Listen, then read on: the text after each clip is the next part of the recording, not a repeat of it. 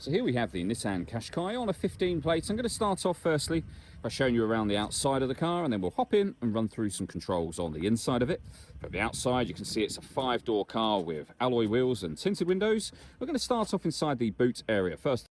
As we approach the back of the car, you can see we have reversing sensors, plenty of boot space along with that 60-40 split folding rear seat should you wish to increase this space even further. Again, these two tray sections also lift and remove and can also be used to divide the boot up into different sections. Okay, so we're just going to work our way back around to the front of the car and then we'll hop in, and as I mentioned, we'll run through some controls on the inside of it from the... Just briefly before we climb in, I think it's well worth seeing the interior from this exterior point of view. There's plenty to run through on the dashboard, so let's hop in and we'll do that now. Okay, now that we're inside the car, we're going to start with the dials. On the left-hand side, we have the rev counter and coolant temperature gauge. On the right-hand side, the speedometer and fuel gauge. In the centre, you can see the total miles of the car. They are 53,507. You can change the information that's displayed above that using buttons on the steering wheel. The buttons in question being just here. We've got our stereo controls over there as well. Cruise control, speed limiter and phone controls can all be found on the right hand side. In the centre, we have the main touchscreen. So you can see here, satellite navigation. You can either use a touchscreen or you can use this dial. And obviously your sat nav is accessed, or the map is accessed here. The sat nav itself is accessed via this button and you can input a destination from there. You can pair up your phone to the car, just hit connect, then pair new device and follow the instructions on screen from there.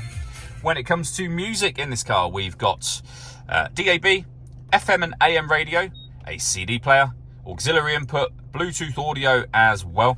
This car also has a 360 parking camera.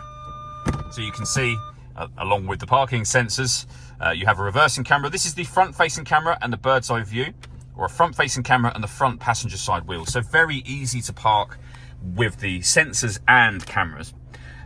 Dual zone climate control is where you can adjust your passenger temperature independently from your driver temperature. You can increase and decrease the fan speed. You can determine where you'd like the air distributed once it enters the car. Your air conditioning is on at the minute, so that's off. Back on again, or hit auto.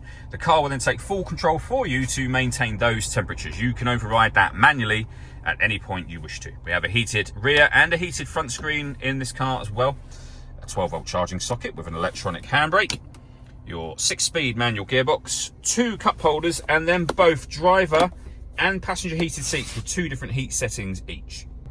The last thing I wanted to mention is the panoramic glass roof. There is a button that will open the sun blind all the way to the back of the rear seats.